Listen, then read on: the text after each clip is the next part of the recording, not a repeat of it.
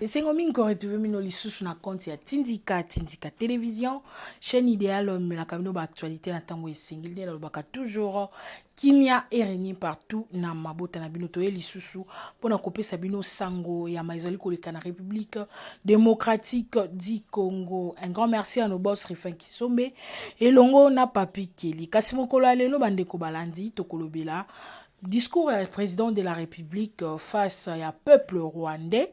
Bolanda ki bino sondenge ya lobaki pe lisusu tokolanda intervention ya Eric Yindu oyazali vraiment chargé à communication ya mokonzi ya mboka lisusu tokolanda victoire to exploit ya FRDC par rapport ya bitumba oyo bazali komene na STP lisusu bana mboka batindi tindi ba vidéo na bango par rapport ya kobelela na communauté internationale dikolo ya ndenge ni bazali ko agresser République démocratique du Congo pe lisusu tokolanda bolanda ki prophète wa kufaki na Lubumbashi kuna esalaki tour du monde pe ba pesa ki ba vi na bango kasi to vraie version likambo nini oyo le prophète en question a kufeli bokolanda vraiment intégralité nango na émission na biso ya mokolo ya lelo pe lisusu tokosukisa na quelques actualités ozali koleka na kati ya a capital nde na lobaka encore de plus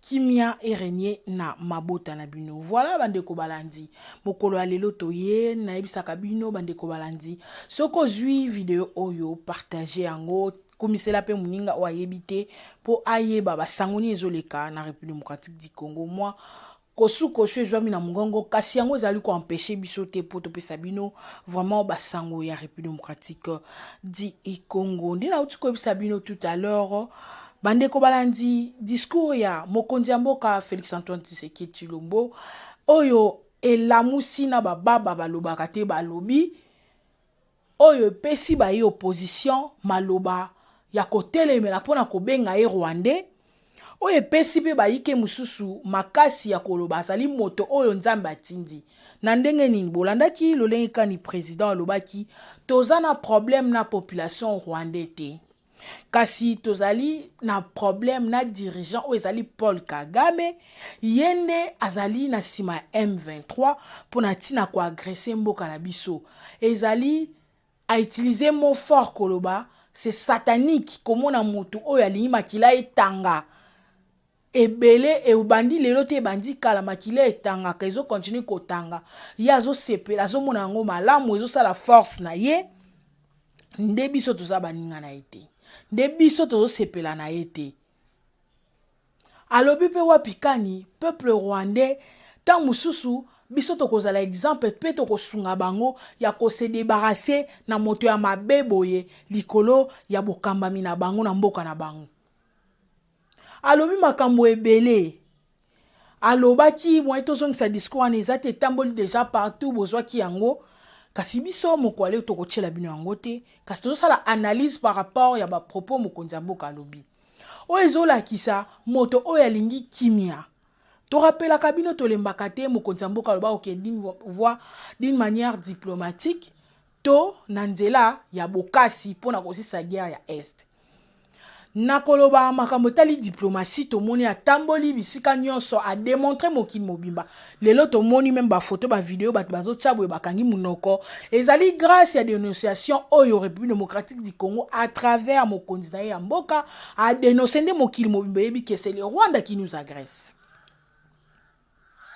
Kasi bato opposition par rapport à discours à mokonzi ya mboka balobi ete elinko la kisa Félix Antoine Tshisekedi azali Rwandais koloba ke les Rwandais sont nos frères et li koloba que yé pas ali parmi ba Rwandais wana. Et li koloba zo reconnaître makila na ye.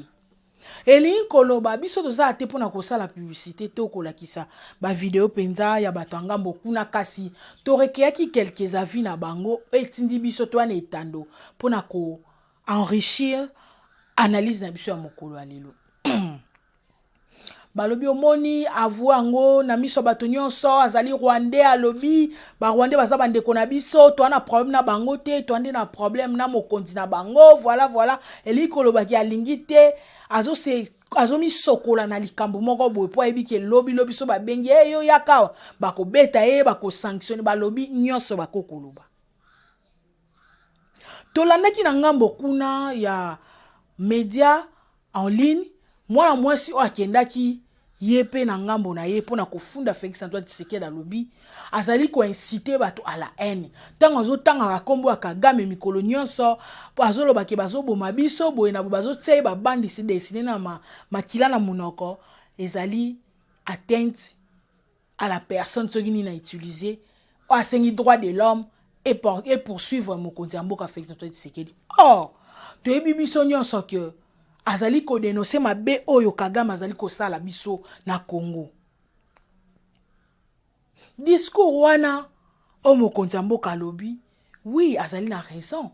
Tokopesa ye raison pona nini tozali ko sala eloko tobengi patriotisme. Tozo sala eloko babengi l'homme noir aza moto moko asibia makambo mabe mingi.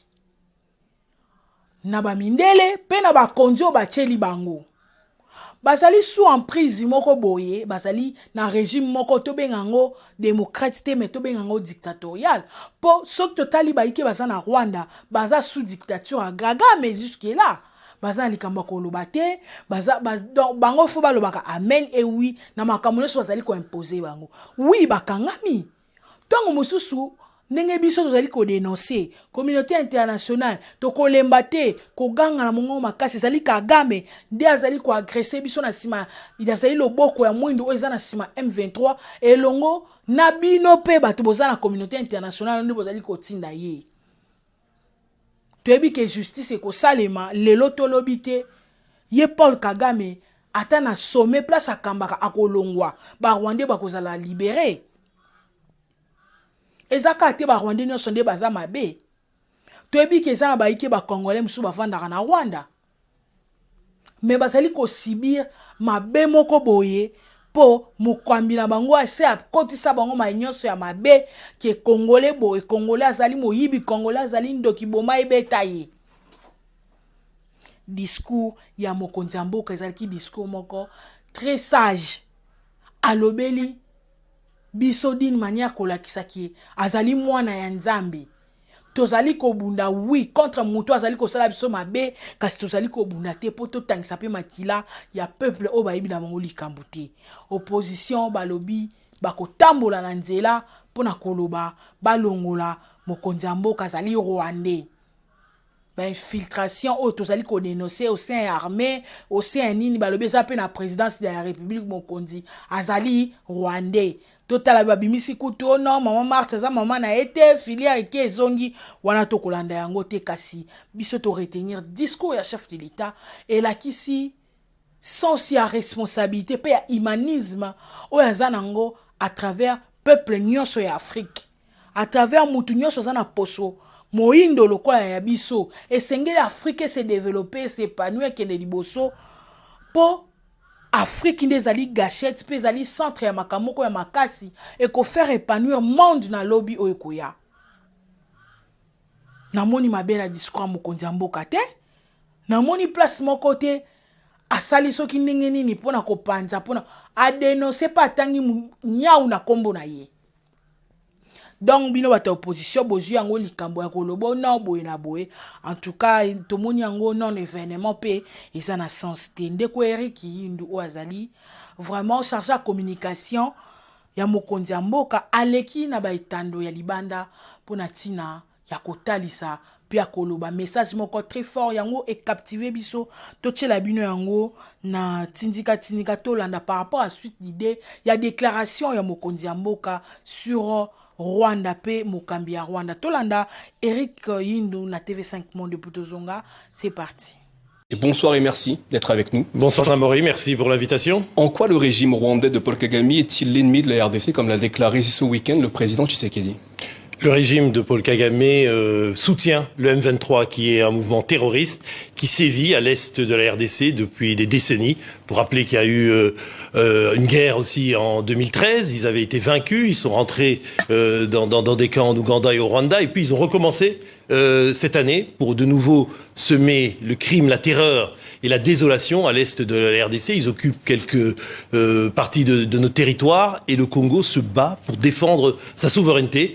Et comme il est établi avec des preuves concrètes, qui d'ailleurs sont aussi recueillis dans un rapport des Nations Unies. Rapport confidentiel, il faut rapport préciser. Confidentiel, mais dont des fuites ont été, disons, déjà diffusées. Et puis aussi, il y a eu notamment le travail du GIEC, le groupe d'études pour le Congo, qui est un groupe indépendant, qui l'a dit que le Rwanda soutient le M23. D'ailleurs, dernière chose en date, aujourd'hui même, Anthony Blinken, le secrétaire d'État américain, a fait un tweet où il urge en anglais, ça veut dire, il demande instamment, urgemment, au président Paul Kagame de cesser son soutien au M23. Cela fait des mois que le pouvoir congolais accuse Paul Kagame de soutenir la rébellion du M23. Toutefois, aucune preuve accablante n'a été fournie par le pouvoir congolais. Pourquoi les autorités congolaises ne dévoilent pas les éléments en leur faveur? Mais des preuves accablantes ont déjà été fournies, comme on dit en anglais, smoking guns evidence.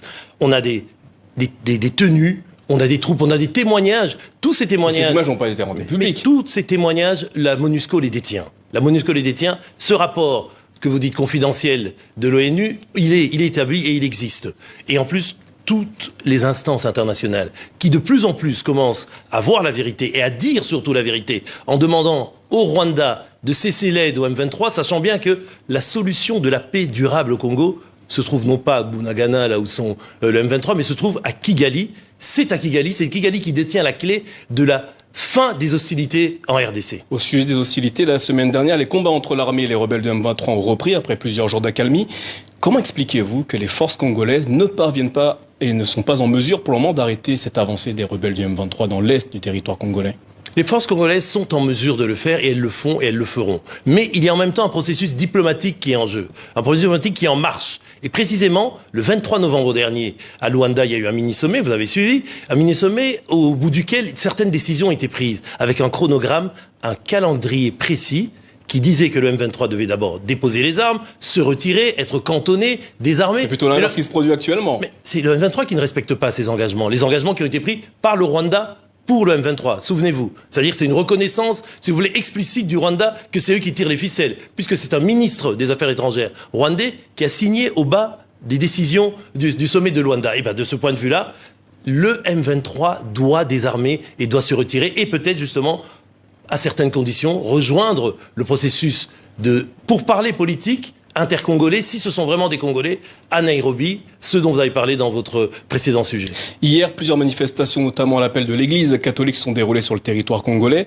Les manifestants dénonçaient notamment l'inaction de la communauté internationale. Cependant, ne considérez-vous pas que les autorités congolaises doivent rendre des comptes à la population au sujet de la situation dans l'est du pays? Mais les autorités congolaises le font tous les jours, monsieur. Les autorités congolaises, elles rendent des comptes à leur population parce que c'est un des engagements fermes du président Tshisekedi dès sa prise de pouvoir en 2019. Il a dit que la paix, une paix stable, une paix durable à l'est du Congo, c'était son engagement le plus ferme. Il a même dit au prix de sa vie. Il a renouvelé encore le 3 novembre dernier quand il a fait un discours à la nation, quand il a parlé yeux dans les yeux à son peuple pour les appeler à la mobilisation. Donc de ce point de vue-là, les autorités congolaises sont conscientes de leurs responsabilités, elles les assument complètement. En revanche, la communauté internationale, parlons-en. Vous m'invitez aujourd'hui sur TV5, vous le faites de temps en temps avec des responsables congolais, mais il faut en parler. Il y a eu un massacre à Kicheche récemment. On parle de près de 120 morts, mais on n'entend pas les médias. Il y a un silence assourdissant de toutes les chancelleries occidentales. Pourquoi ? Est-ce qu'un mort congolais ne vaut pas un mort d'un autre pays ? C'est un scandale, monsieur. Ça fait 25 ans qu'au Congo, on tue, on viole et on brime le peuple congolais. On en a assez au Congo, on a envie que ça change. Selon le président rwandais, Félix Tshisekedi entretient cette crise entre la RDC et le Rwanda dans le but de repousser le scrutin prévu en décembre 2023. Le glissement du calendrier électoral est-il une option pour le président congolais ? Deux questions dans votre question. Première question d'abord, les propos du président Kagame. Je pense que on pourrait dire que c'est une manœuvre de diversion. C'est gros comme un camion, comme diraient les jeunes. C'est-à-dire que le sujet aujourd'hui, c'est le conflit à l'Est. C'est le M23 qui doit déposer les armes, se démobiliser et aller dans des cantonnements. C'est ça le sujet. Et le président Kagame, il ne trouve rien de bien que de commencer à faire des considérations sur les élections au Congo. Il n'est pas un modèle de démocratie. Je referme la parenthèse du président Kagame. En revanche, les élections au Congo, vous savez, il y a une CENI chez nous. CENI, ça veut dire, le I de CENI, ça veut dire indépendant. Seulement, hein, c'est la Commission électorale nationale indépendante. Elle fait son boulot, elle a reçu l'argent de la part du gouvernement, c'est-à-dire les engagements de l'État congolais sont tenus pour que la CENI puisse organiser des élections. Ils ont publié le calendrier électoral récemment, le 20 décembre 2023 auront lieu dans ces élections présidentielles. L'enrôlement va commencer dans les jours qui viennent. Laissons faire la CENI, laissons la CENI faire son boulot. Donc, vous verrez bien que les élections auront lieu à heure et à temps, comme le stipule la Constitution. Vous êtes en mesure ce soir d'assurer à 100% que les élections se tiendront bel et bien, quelle que soit la situation l'an prochain, en RDC. Les élections se tiendront, mais certains n'ont peut-être pas envie que les élections se tiennent. C'est de là que vient le problème. Ceux qui sont aujourd'hui les fauteurs de troubles, ceux qui tirent les ficelles de la déstabilisation de l'Est du Congo, c'est eux qui ne veulent pas que les élections se tiennent au Congo. Mais heureusement, pour l'instant, leur déstabilisation, et elle sera contenue dans des infimes proportions du territoire congolais, partout ailleurs, ça se passe bien. Et justement, le piège de ceux qui sont les adversaires du Congo, les fossoyeurs de l'unité congolaise, qu'est-ce qu'ils veulent? Ils veulent qu'on ne parle du Congo que quand il y a des problèmes. Vous ne m'invitez que pour parler des problèmes à l'Est, alors que le Congo, aujourd'hui, c'est un pays qui est en train de renaître. Il y a des réformes qui sont mises en place. Le président Tshisekedi est en train de mettre en place un pays qui se relève. Vous savez qu'on est passé, en 3 ans, de 4 milliards à 15 milliards du budget de l'État. Aujourd'hui, on a les moyens de développer ce pays. Ça n'a pas été fait dans les années précédentes, mais malheureusement, certains ennemis du Congo veulent nous ramener toujours à des problèmes d'insécurité, à des problèmes de déstabilisation dans l'Est. On terminera sur ces mots. Eric Nindou, merci d'avoir répondu à nos questions ce soir. Merci beaucoup. Voilà, bandeko balandi. Topesa kaka moka koswa na mapinga na biso. Boko ba musala bozali kosala. Toza toujours kosambela po na bino. Toza toujours sensibiliser baïke pour soutenir bino moralement. L'État peut kuna azo soutenir bino na ba salaire na bino. Ba organisme pe na bilei biso awa na losambo pe na ko encourager bino na ko tindela ka bino ba méga. En tout cas nga personnellement na sala rango baïke baza na front. Oyo batindela ka biso ba vidéo to tindela ka bango ba méga omona ndeko en tout cas bosa musala kitoko zwata méga ya 1 mois zwata méga ya 2 mois pona nini te yo pe okoko sala yango soko za na 20 euro moko soldat oyeba ina yaza na front pona nini te ko ravitailler ba méga ba sucre biloko koya eza une manière ya kosunga bandeko na biso wana okomona moral na bango ezala pepele kitoko pa bundela mboka tozokoba na masolo na biso kasi ba nekongo baleli Bane Congo balobi bazali ko subir humiliation. Bane Congo balobi pona nini bango bazali ko se retrouver te na gouvernement actuel. Est-ce que tribalisme oyo bazali ko boya bazo boya ngoka na bibebo eno na misala? Est-ce que ba mituni ebele pona nini? To mona ki humiliation atu batu bwana bango ba cité pe na kati ni mwana ntemi bazali ko ça la revendication kolobaki esengeli pe batalaka na bango po bazali humilier na contre na bango bolanda ndenge batindaki vidéo na bango na bantena tindika tindeke plutôt zonga. C'est parti. On neutralise Bane Congo. Vous avez neutralisé à tout, on connaît. Vous voulez neutraliser encore Bane Congo. Oh bah même investissement. Vous avez neutralisé Boutamouana Nsembi. Bolongoni a pas scène politique. Et maintenant avec Dio Mindongala. Par rapport à Nio Swazanango, Beto Bakongo, Tuna Tubulukele, le Lukeba!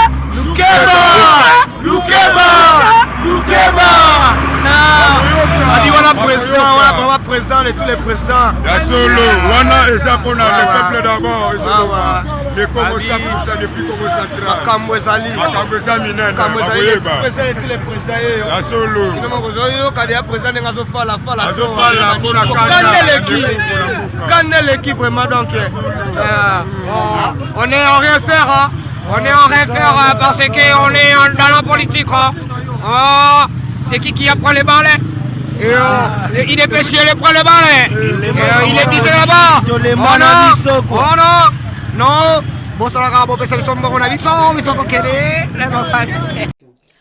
Voilà bandeko balandi. Ngai na bino toki ndenge ba communiquer vraiment ba o esengeli basala musala pona bango totikeli bango vraiment makambo oyo balukila bango solution bandeko balandi tokaki kimi ekotaki na ngambo ya Bandundu oyo wapi conflit entre bayaka na bateke bandai kosalema bitumba batuerie tomonaki le grand maître zombie akitaki sur le terrain tchaki kimia kasi tolali tolamuki ezongi lisusu mbala oyo kuna na contre ya Bakata ba ressentissant grand Bandundu bazoye ba mamna oloba na contre ya Bakata tomoni mboka kuna basali mboka ebele bango moko bakobokolanda yango na interview ondenge bakotanga bamboka oyo nini batuerie continuer bakimi susu guerre banani bazobumisa banani tozoyeba te ezalaki bayaka na bateke siko mbala oyo toloba eza banani bakimi guerre kuna na contre na ba village bakoti na maluku ekoteli bazokota wana nde ezopesa pasi baza no de personnes non identifiées tokomona kaka boye bakotiseli biso ba armement bakoteli biso ba infiltré bakoteli biso est-ce que service approprié ezali sur le terrain pour na kotala nani aye auti wapi papa ne nani mama ne nani pa ye na nini oui bazalaki me ba replier ki po bande ko ya lisusu te kasi lelo na lobby baye na ndenge ya kosakana te arrivage ne tobenga bango banani ba peuple oyo bauti ba mboka bana mboka bakimi pasi eleki kobomeleki baye ko se réfugier bakomi déjà na maluku précisément na Dumi eska tokena ko sokola eska tokena ko lia maboke bolanda vidéo oyo plutôt zonga continue de filmer le mocha pour modèle abaki soko filmer makabotini biso batembo na mpesa toza na Dumi bato oyo bakimi mboka kati bato nyonso oyo ozomona oyo bauti okima toza na Dumi awawa babomi bato ebele moya koloba eza te nde na miniti omona bato nyonso bauti bamboka kati Kibirika Tansia toza na Dumi awa population moko suka toza population moko suka bato baetina batrater yango wana bato baetina batrater toyebi te tokosala ndenge nini toyebi te tokobanda ndenge nini bozomona population nyonso oyo eza na Dumi tozala boye te bozomona population nyonso oyo eza population euti Kibirika euti Tansia euti bamboka nyonso ya kati babomi bato plus de 22 personnes oyo ozomona babomi bato oyo toza na Dumi bato bazouta mboka kati basu bapetre bapapa na bango basu bapetre bamama bango basu bapetre libota mobimba nde toza bakati bato mitu bakati bato matoyi toza na Dumi na miniti oyo toza na Dumi population eleki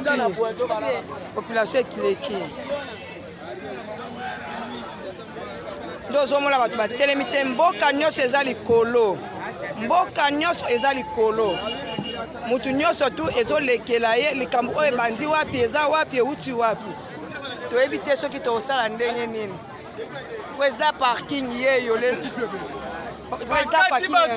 tout cas toyokaka na sango lelo tomoni na plateau na commune na Maluku bato bakufi ebele nombre ya bato bakufi eyebani te bablesse kutu koloba te presque mboka mobimba donc bafamille bapere de tour bazalaki nango l'état de l'option solution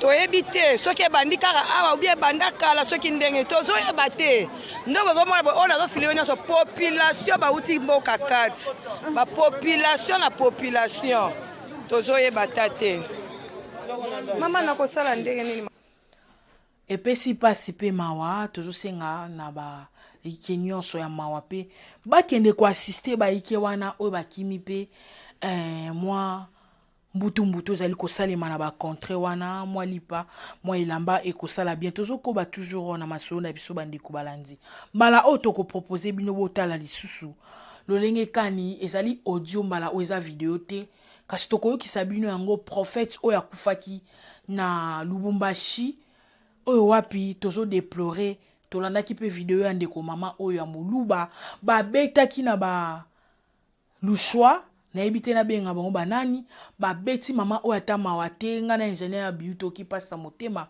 donc tolandi video wana pona nini a lobaki ba propos moko ya makasi envers baiki bavandaka Lubumbashi ba natif à Lubumbashi.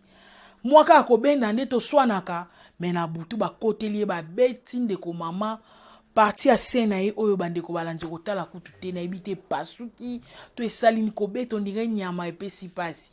Tozo sentir que na contre wana ya Lubumbashi eza na makambo ezosalema ya kitoko te.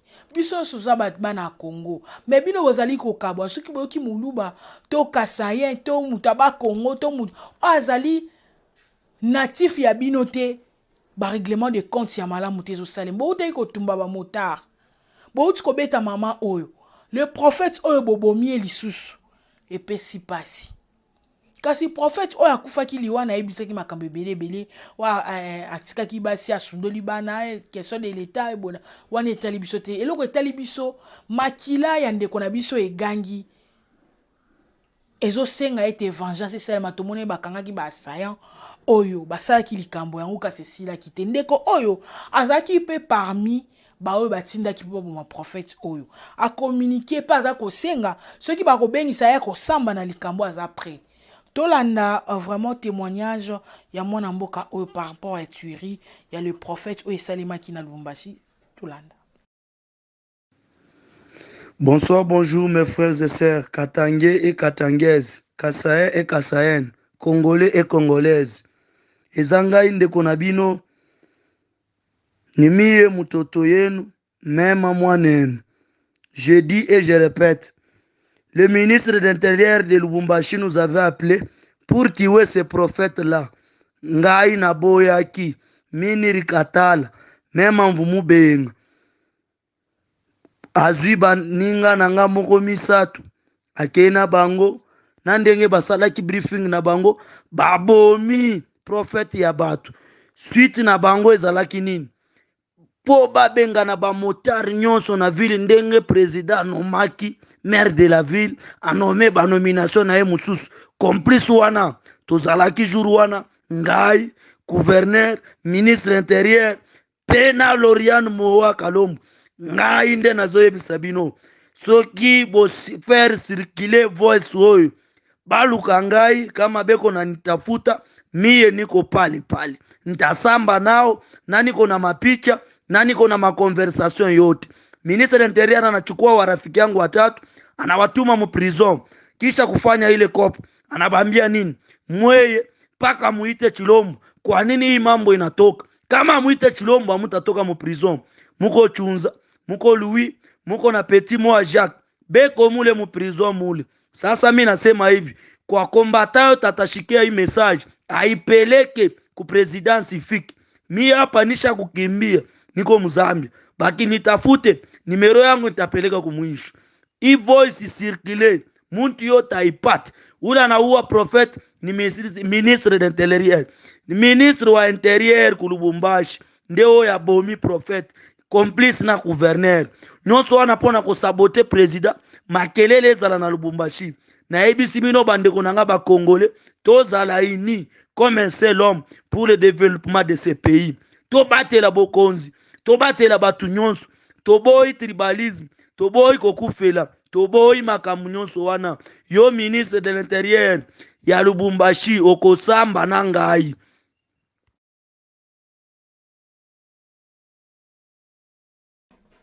Voilà bandeko balandi to tchaka ba vidéo oyo po ekomela pe ba oyo bazali na mwa liloba ya koloba po ete résultat emonana na baiki o batinda biso ba vidéo.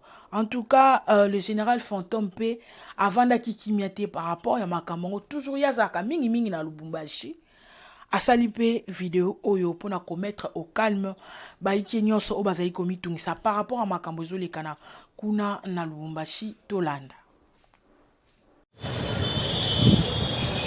Bokoto, général Fantôme Mokonzi Banzoi, conseiller du chef de l'État en matière de diabolisation. Naïna moi lombango. Naïbisa bino qui na correspondre bino son akiti na kin.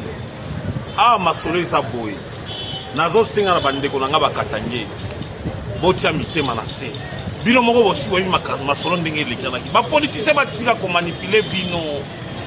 Toyebi ke na batuana. Seulement au Katanga.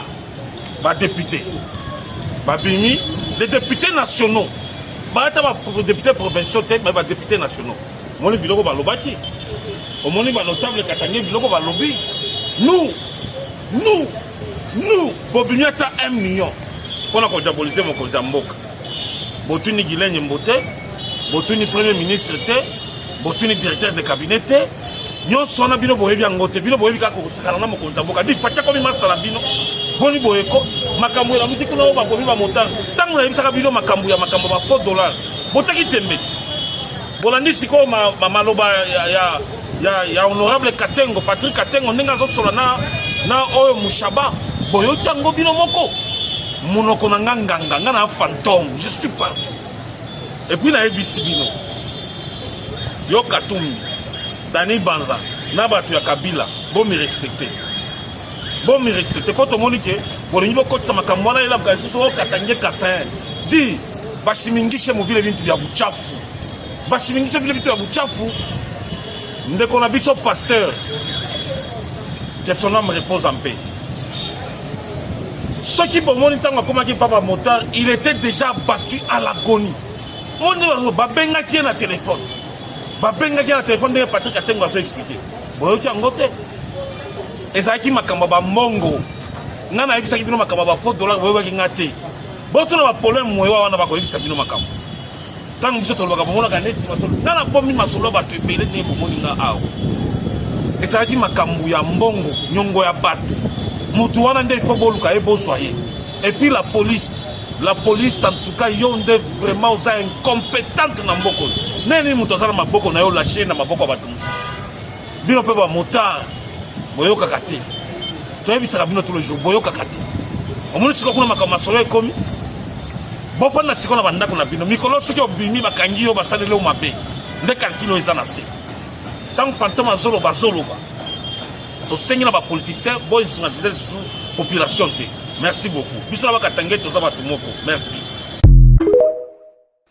tozokoba toujours bandeko balandi yo mpe oza na video intéressant oza na suggestion oza na analyse oza na appui oza na likamoka okobakisa na émission na biso okomeli biso to obengi biso na numéro ezali affiché na ba écran wana okozwa biso mpe tokoyeba ndenge nini ya kosala mpe kosolola mpona korépondre na bapréoccupation na yo nyonso bana Congo mpe bavandi kimia te bazali kosenga na communauté internationale bakota likambo ya République démocratique du Congo na ndenge nini Rwanda ezali kosomba ba armée Rwanda ezali occupé na ba armement ya makasi pe ya solo Rwanda ezali kobundisa biso Paul Kagame na sima M23 na ba armement ya zo somba azali kokena nango pona kosala guerre te mazako ya nango pona koboma bato na République démocratique du Congo kasi mwana mboka oyo ateli sipe mayele na ya beleli donc ce ko komela pe baike baluka solution pour kimia ezonga katikati na mboka na biso tola ndeko combattant oyo et puis tozonga pona ko clôturer masolo na biso. Bonjour messieurs dames peuple congolais bana Congo. Nous lançons un appel à la communauté internationale très hypocrite qui soutient de manière aveugle les terroristes du M23 et leur chef rebelle, leur chef criminel, M. Paul Kagame. Nous avons suivi le président de la République avec une attention très très soutenue, tout en nous rappelant que les Rwandais sont nos amis, sont nos frères, et tous les deux pays sont contigus. Mais le régime dictatorial, les régimes non démocratiques de Paul Kagame au Rwanda, qui s'emploie à tuer le paisible Congolais, nous disons chaque chose à son temps. Maintenant, nous sommes dans un moment de conjuguer nos efforts autour du président de la République, de coordonner nos esprits pour lutter l'ennemi qui est Paul Kagame et son régime. Nous ne devons pas abandonner notre pays pour l'intérêt suprême pour la paix, nous devons nous mobiliser comme un seul homme pour mettre hors d'état de nuire les terroristes du M23 sous la houlette du secrétaire général Guterres et de monsieur le criminel sans scrupule, monsieur Kagame. Peuple congolais, soyez vigilants. La jeunesse congolaise, nous demandons d'être vigilants. Une guerre que la population se prend en charge. Comme qui dirait, le peuple gagne toujours. Chimangawetu. Moi, votre frère basé sur Modibel, j'exhorte à toute la jeunesse de protéger notre pays, la République démocratique du Congo. J'implore aussi au bon Dieu, hier nous appelle ça Gibiso la richesse. Aujourd'hui, esengeli to soutenir mokonzi ya mboka azali pena mwana ya mboka ya solo komona ndolenge kani azali kobundela ekolo libanda ya mboka même na kati ayambaki ba jeune asali pe bokasi ba bis trans acadie mande batuna ki motuna wape ayambaki ba jeune o balobaki ba bis wana ekoma nanu te tomoni yango ekomi pena na lufu nde nazoloba na bino mokolo ya lelo. J'espère bien ici ekomi posaki depuis dimanche batina ki biso ba vidéo pona koloba ba bus academia esengela ki ekoma ki elaki par nzela ya Angola mais ekomi na lufu ekomi nde na oloba na bino boye esi ekomi awa tomonaki pe idée to ambition à chef de l'état ezalaki tellement kitoko oyo jeune nyonso asepelaki na yango pe chef de l'état ayokaki kolela ba jeune amemaki yango pe ba solution ezali déjà komona na ya boye koloba oh non boye na boye azosala te boye na boye mais tant on nyonso FCC elexelaki soki abandaki déjà kosala ba action a boye mais tokomi mosika donc nakoyebisa bino pe na kosensibiliser bino 2023 bo voter pour Félix Antoine Tshisekedi po déjà ya kobatisa mingi ezate mayazo sala ezali ko marquer génération na biso pona koloba ke moto ya katika ba trace mais ye azotika pe ba trace ausa 2 mandats na ye 3 mandats na ye ndenge kaka ko pesa mela e pa okini mais ilembo ekotika la ba koseki biso so sabidimbu vrai so sabidimbu yeyo guerre este ezo kata kala mingi te po déjà ba piste de solution komi biso pe d'une manière officielle to ozwa pe ka minduki to kobunda FARDC azana ba armement makasti mais déjà bonande na kisibino azo remporter azo zongisa ba M23 sima pe lobi guerre to kokangoli sute pe Kagame akotika vraiment ko agresser biso na sima M23 pe yepe postana ozangango po yende alelisi biso trop ya mingi kasimbala oye koki pona ebiliaki ye bikoki tokomi na suka ya masoyo na biso na sima kamera tunaki na ingénieur Biumbui na sima ya machine to ya montage ingénieur Mike Luzayadio. Un grand merci à papa Joki Koumanda depuis Londres, na bosanité papa Kennedy na Canada, papa Sami na Paris, bon convalescence na yo, na bosanité papa beaucoup le Chamutu na Paris, papa Norbert Kazande à Lubumbashi, bozali tellement ebele, bambote na bino yangwana, kasibo continuer ko liker pe ko partager ba vidéo oyo ko sala biso offre bientôt suki awa. Tokutani na mikolo koya, bye bye.